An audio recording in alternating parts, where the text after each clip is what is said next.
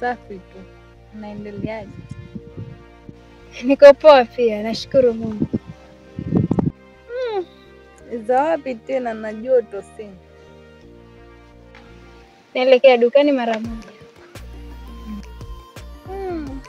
We nawe hauishiwi na vituko. Ukimaanisha nini? Mbona? We na unajitia uelewe. Basi kwa heri. Haraka hivi. Tuongea wakati mwingine, mimi na wewe.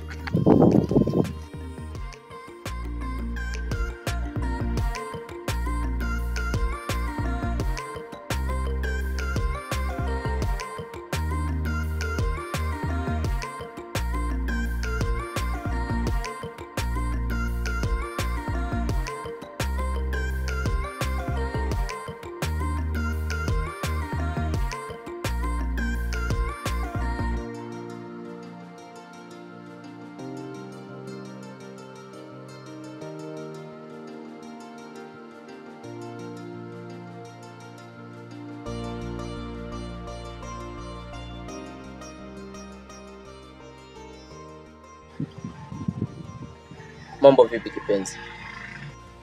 Poa. Una nini? Kwa maana sijakuzoea kuona katika hali hii. Shida iko wapi? Nipo tu sawa, hofu tu. Hapana. Lipo jambo ambalo linakusibu. Hebu niambie. Sijui nakupenda. Ndiyo. Nalifahamu hiyo. Kuna jambo ambalo linasuta moyo wangu sana. Jambo gani hilo? Nina ujauzito. Eti nini? Kweli, kuna mimba yako. Inawezekanaje? Mbona mimi mwenyewe ninachanganyikiwa. Hata nyumbani na wazazi wangu bado hawajui. Sawa. Sasa nitakusaidiaje? Lakini wewe si mpenzi wangu.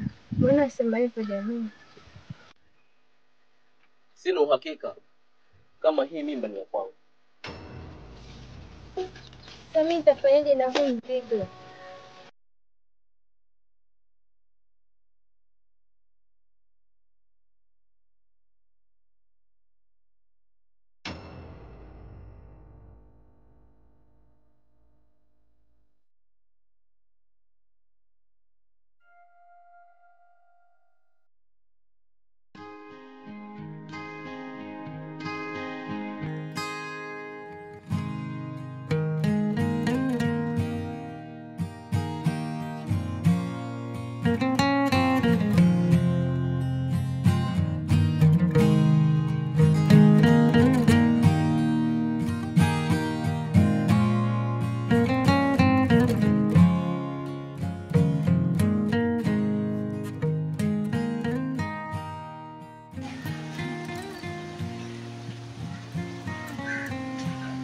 Kaka.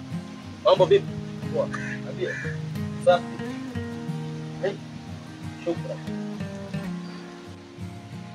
Nilikuwa napita hivi kidogo, ndio nikaonelea nifike kijiweni kwanza.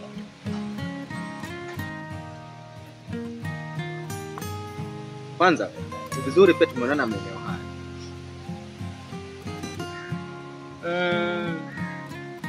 Kwani kuna tatizo ndugu? Kwako wewe hapana. Lakini shemegi ndio ako nalo. Kabla hujaendelea ndugu, naomba usitaje huyo mtu hapa. Hilo sasa ndio tatizo ndugu yangu. Haiwezekani wewe uende naye raha wakati wa raha, alafu wakati wa shida unamkimbia. Kaka, sio kama unavyodhania. Ule mzigo sio wa kwangu. Eti nini? Usemaje? Hebu kuwa na roho ya binadamu basi. Hilo swala naomba tulimalizie wakati mwingine. Okay. Kama utakavyo.